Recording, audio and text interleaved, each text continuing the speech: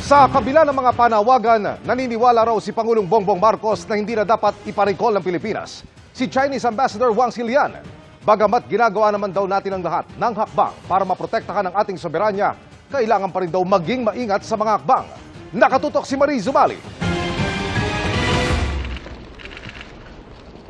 Ikalimampung anibersaryo man ng pagkakaibigan at kooperasyon ng ASEAN at Japan ang dinaluhan ni Pangulong Bongbong Marcos sa Tokyo, Japan. Naging pagkakataon din daw ito para maisulong niya sa Japan ang binubuo nilang Reciprocal Access Agreement na aniya ay napagkasunduan daw nila ni Japanese Prime Minister Kishida Fumio na matapos sa lalong madaling panahon. Magiging malaking tulong daw sa atin ang pagbuo ng RAA. That's one of the things that I am looking forward to. That will be that will have a big multiplier effect to our capabilities.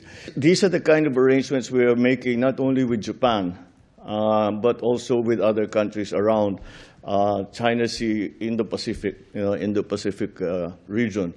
Ayon sa Pangulo, ginagawa raw natin ang lahat ng mga hakbang para maprotektahan ang ating soberanya at marami raw ang sumusuporta sa atin. Pero kailangan pa rin daw maging maingat sa mga hakbang. If we heighten the tensions, it won't lead us to a good result. So we are being very circumspect. Kaya hindi raw nakikita ng Pangulo na dapat ipa-recall si Chinese Ambassador Wang Xilian kahit pa may mga panawagang gawin ito, kasunod ng pambabastos umano ng Chinese envoy kay AFP Chief of Staff Romeo Browner Jr.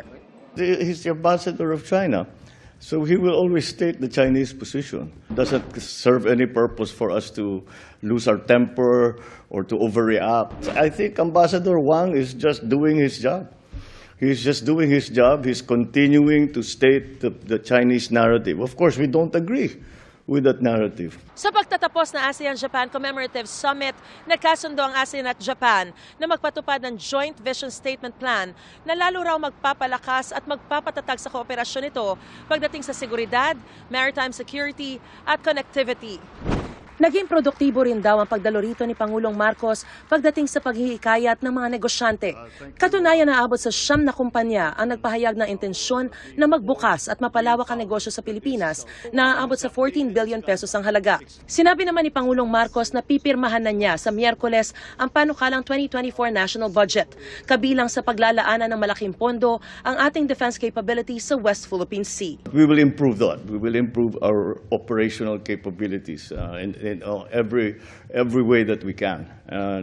But that's not the only side to that story. We have to, again, as I mentioned before, continue to ally ourselves with as many countries around the world, especially in Asia, but in the Pacific area. Bago bumalik ng Pilipinas, ay nagkaroon pa siya ng audience kay Japan Emperor Naruhito at Empress Masako sa Imperial Palace.